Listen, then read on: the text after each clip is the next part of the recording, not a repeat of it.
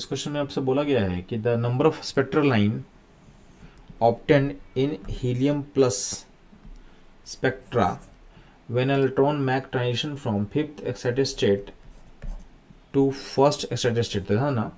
Fifth excited state का मतलब क्या है? इसका मतलब है आपका जो सेल होगा 6, और फर्स्ट एक्साइटेड का मतलब क्या होगा? इसका मतलब होगा सेल नंबर 2। यानी 6 से 2 का जंप का आपको पता करना है कि कितना स्पेक्ट्रल लाइन होने वाले हैं। तो इसको मैं बोल देता हूँ कि आपका जो इनिशियल पॉइंट है और ये क्या है, आपका फाइनल पॉइंट है। यानी आपका हाई से लो में जंप हो रहा है। तो इसके लिए सिंपल फॉर्मूला था n initial minus n final, यानी large minus small, n initial minus n final plus 1 divided by 2। इसका फॉर्मूला हो जाएगा। तो अल्टीमेटली क्या हो जाएगा? 6 माइनस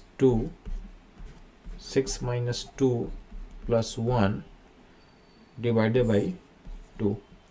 तो यहाँ पे हो जाएगा ऊपर में 4, और यहाँ हो जाएगा बच्चों लोग 5 डिवाइडेड बाई 2, यानी हो जाएगा नेट 10। तो इसका आंसर क्या हो जाएगा? 10 हो जाएगा।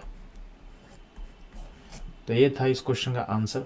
इसके और भी कुछ अप्रोच हो सकते हैं, उसको हम लोग डिस्कस कर सकते हैं। तो अगर मान लेते हैं कि आपके पास जंप जो था n6 से n2 पे हो रहा है, ठीक है, और अगर इसके लिए हमको इस फॉर्मूला का यूज करना पड़े, मान लेते हैं एक फॉर्मूला पढ़े थे n(n-1/2), इसको अगर आप यूज करना चाहते हो तो उस केस में क्या करोगे? फॉर्मूला तभी वैलिड था जब आपका n फाइनल जो था 1 होता है। ये फॉर्मूला तभी वैलिड होगा जब n फाइनल 1 होगा। तो उस केस में क्या करना है आपको? यहाँ पे जो ट्रांजिशन है वो क्या हो रहा है? 6 से 2 हो रहा है। तो 6 से 2 हो रहा है, तो इस 2 को आपको 1 बनाना है। इस 2 को 1 बनाना है, तो क्या करोगे? इस 2 में से 1 माइनस करो, तो ये 1 बन जाएगा। तो सेम काम आपको करना है इस पोजीशन में। तो 6 से आप क्या 1 माइनस करने पे क्या हो जाएगा? 5। यानी जो 6 से 2 का जंप है वो इक्वलेंट होगा 5 से 1 का जंप। जो 6 से 2 का जंप था वो इक्वलेंट हो जाएगा 5 से 1 का जंप। तो आप अब इस फॉर्मूले में इसको यूज करो और n को वैल्यू को पुट करो 5। यानी इस केस में क्या हो जाएगा? 5 इंटू 4/2, यानी सेम हो जाएगा 10 होगा आंसर। ठीक है। इसमें एक और अप्रोच पॉसिबल है, तो ध्यान देंगे। आपका जंप जो हुआ था 6 से 2 पे, तो इसके लिए एक और अप्रोच क्या पॉसिबल है?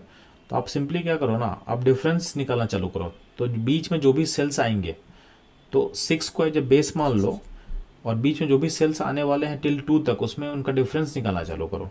तो 6 माइनस 5 प्लस 6 माइनस 4, यानी 6 हमेशा रहेगा, 6 माइनस 3 टिल 6 माइनस 2, जहाँ तक जंप हुआ था यहाँ तक डिफरेंस निकालते जाओ, और सारे डिफरेंस को तुम ऐड करते जाओ। तो इसका डिफरेंस 1 होगा, इसका डिफरेंस 2 होगा, 3 होगा एंड 4 होगा। सारे को आप ऐड कर लो ना, तो फिर से आपको दिखेगा नंबर ऑफ स्पेक्ट्रल लाइन का वैल्यू दिखेगा, फिर से दिखेगा कितना? 10। तो हर केस में आप देख रहे हो कि आपका आंसर कितना आ रहा है? 10 आ रहा है। तो ये था इस क्वेश्चन का अप्रोच। इसका डिफरेंट तरीके से हम और कैसे अप्रोच कर सकते हैं ये भी आपको समझ में आ चुका है। तो चलो मूव करते हैं हम लोग नेक्स्ट क्वेश्चन पे। आपके साथ